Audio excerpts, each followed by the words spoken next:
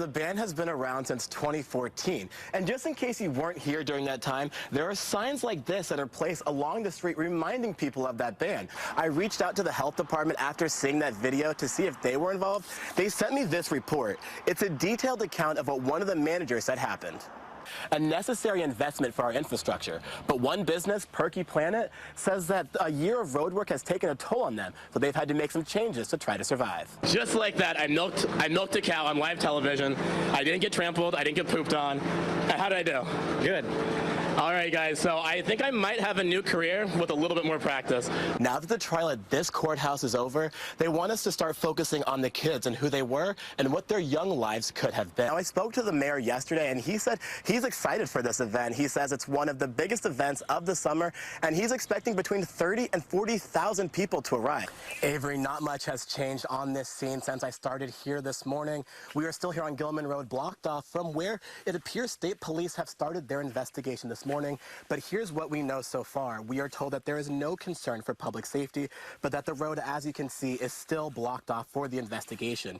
Hinesburg police said they responded to reports of a suspicious car last night, and after taking a closer look, they ruled it a death investigation. Authorities say because of the lack of lighting, they secured the scene and now are here to continue the investigation. Now, it was just about an hour ago that we saw the Vermont State Police Mobile Crime Lab unit show up here, and before that, we saw detectives here. So we are hoping to gather a little bit more information later in the day. Reporting in Hinesburg, Connor Cyrus, Channel 3 this morning. Morning, Avery. I started my day in one of the V-Trans trucks, and I learned something really interesting. They actually have computers that not only monitor the air temperature, but they monitor the road temperature as well to make sure that they're giving the right mixture on the road to make sure that the roads are safe for you. Brady's going to kick butt. He's going to go, Brady, Brady, Brady, Brady. Go Pats, yeah. Well, as you guys see, I am here with probably one of the biggest Patriots fans. We have this Go Pats pizza that he made, and you said that it's going to be 35-10, right? That's about what I think it would be. Yep. Brady's going to throw at least 4 touchdown passes. Brady's going to have 4 touchdown passes from a Pats superfan. Avery, that video you're talking about, it's been viewed 34,000 times. It has more than 900 shares and more than 400 comments. I asked the health department to see what they were doing. They sent me this report. It details what one of the managers says happened during that night. It's a video that can be hard to watch. It was a little disturbing at first. Andrew Sheverfields is a public health inspection manager with the Vermont Department of Health. After seeing the video over the weekend, on Monday, his team went to investigate. We had a chance to talk to the establishment, management, and have a better understanding of what happened. Feeling a little bit better about the situation. According to the incident report, manager Barbara Benoit says 4 employees had a food fight at the end of their shift. As a result, Chipotle taco sauce was squirted in one of the girls' hair.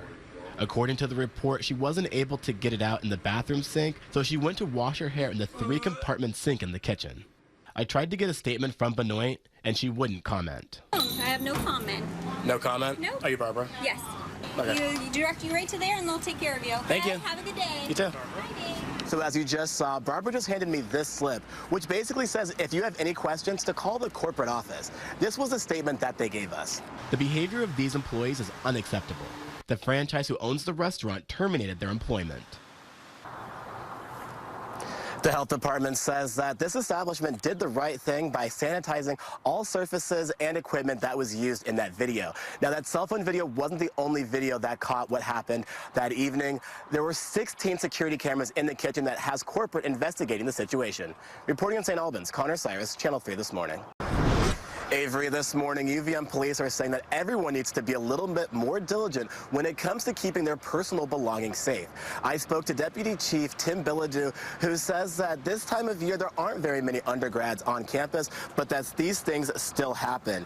He said they have about 23 sworn officers and hold a good presence on campus. But still, since June 25th, things like wallets, laptops, lab equipment have been stolen. And just the other day, 2 bikes were taken and recovered because of security cameras. Deputy Chief Tim Bilodeau says to keep your things safe, make plans to secure your personal space.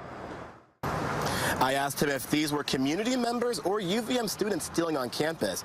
He said when it comes to identifying those stealing, the focus is not on who, it's on making it stop and holding people accountable.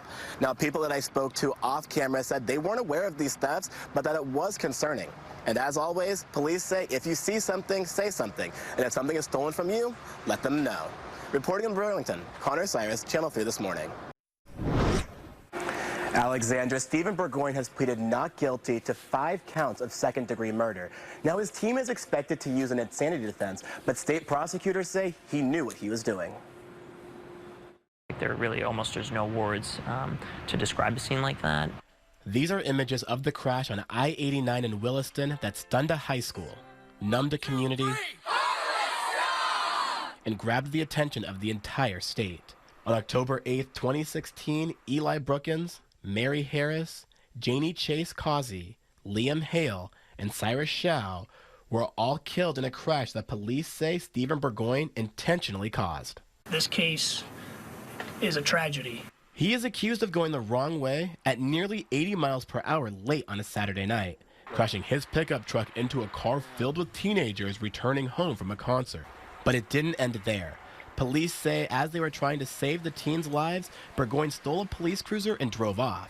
He then allegedly made a U-turn, only to plow back into the original crash scene at more than 100 miles per hour. Would not classify what occurred on Interstate 89 as an accident. All 5 teens died, but Burgoyne survived. While recovering at the hospital, he pleaded not guilty to 5 counts of second-degree murder.